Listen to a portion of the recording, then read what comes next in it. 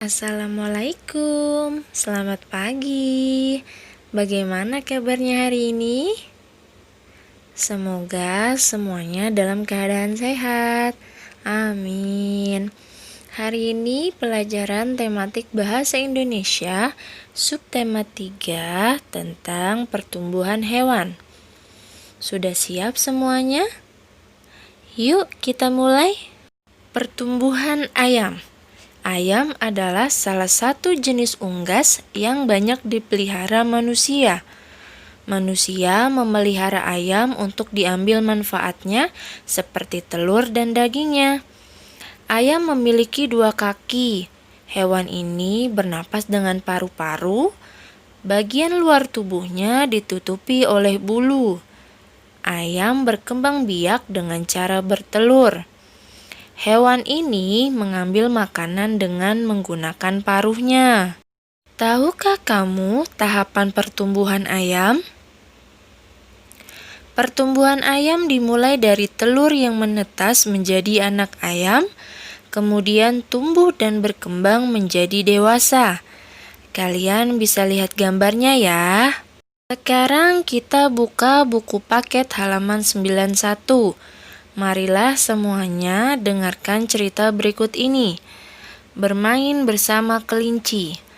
Made senang sekali karena kelinci dari ayah sekarang sudah tumbuh besar.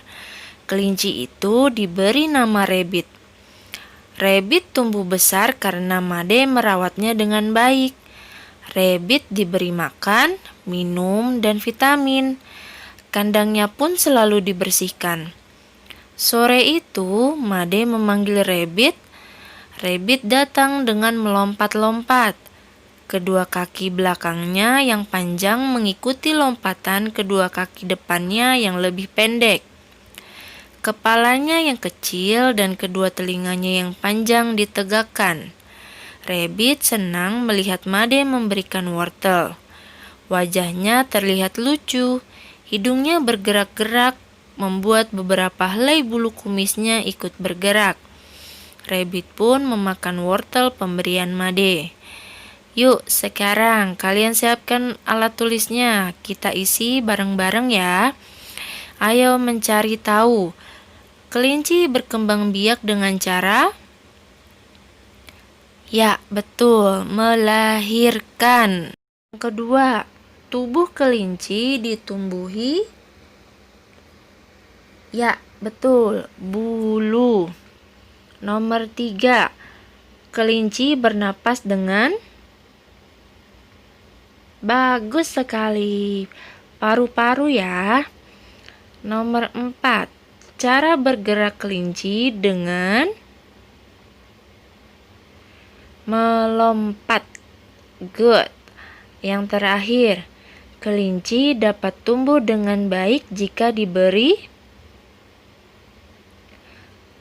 Iya, makan, minum, dan vitamin. Kini aku tahu, perkembangbiakan hewan secara bertelur disebut ovipar. Telur akan tumbuh di dalam perut induk betina. Makanan calon anak berasal dari cadangan makanan yang ada di dalam telur.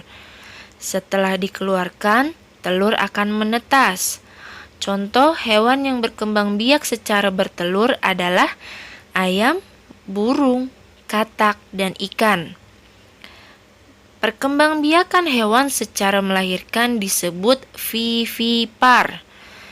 Calon anak akan tumbuh di dalam induk betina dan mendapatkan makanan langsung dari tubuh induk betina. Proses ini disebut masa kehamilan. Setelah masa kehamilan selesai, hewan betina akan melahirkan. Induk betina akan menyusui bayinya dan menjaga anaknya sampai bisa mandiri. Contoh hewan yang melahirkan adalah kelinci, kucing, paus, dan kelelawar. Sekarang kita buka halaman 100. Pertumbuhan ikan. Pada pembelajaran sebelumnya, kamu telah mengetahui bahwa ayam berkembang biak dengan cara bertelur. Tahukah kamu hewan lain yang juga berkembang biak secara bertelur? Salah satu hewan yang juga berkembang biak dengan cara bertelur adalah ikan. Ikan hidup di air sehingga bagian-bagian tubuhnya memiliki ciri khas yang sesuai dengan lingkungannya. Ciri khas tersebut antara lain bernapas dengan insang, seluruh tubuhnya ditutupi sisik, dan bergerak dengan sirip. Ikan ada yang hidup di air tawar maupun air laut.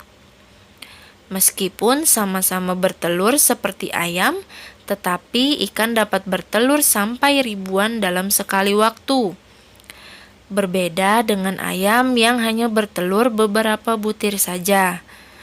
Telur ikan menetas menjadi larva. Larva kemudian berkembang biak menjadi ikan kecil.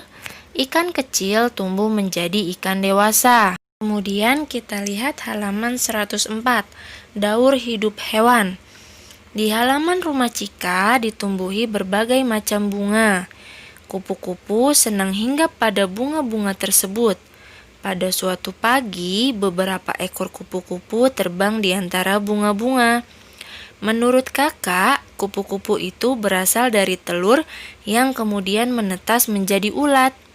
Ulat kemudian menjadi kepompong, dan dari kepompong keluar kupu-kupu. Itulah daur hidup kupu-kupu.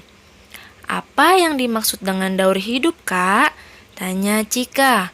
Kakak kemudian menjelaskan tentang daur hidup hewan kepada Cika.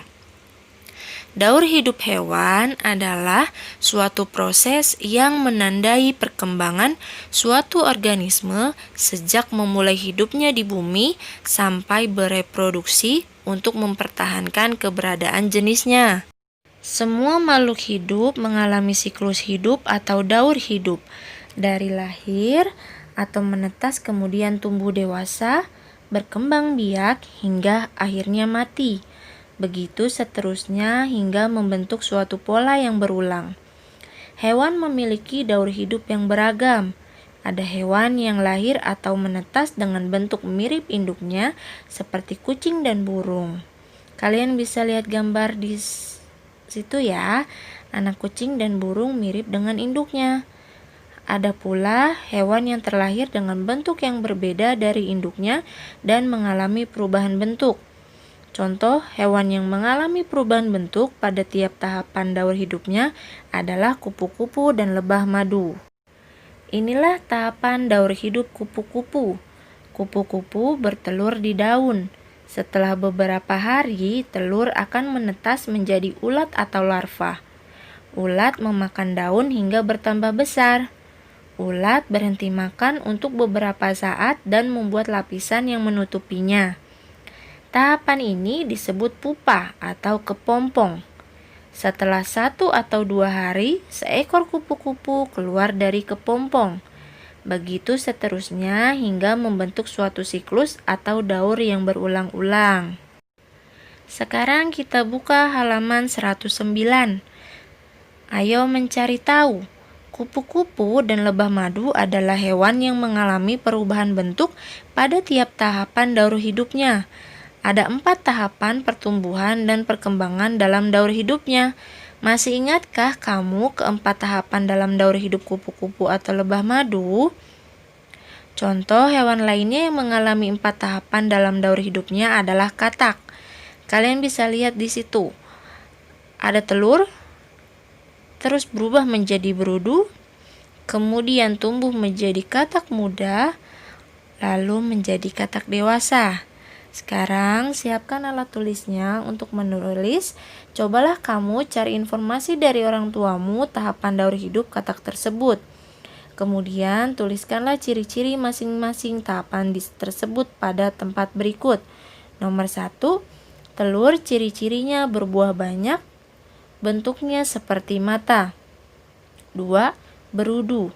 Ciri-cirinya berbentuk seperti ikan-ikan kecil. 3, katak muda, ciri-cirinya berbentuk seperti katak dewasa namun memiliki buntut. Yang keempat, katak dewasa, ciri-cirinya yang sering kita jumpai berwarna hijau dan suka berbunyi. Itu ditulis ya, Nak.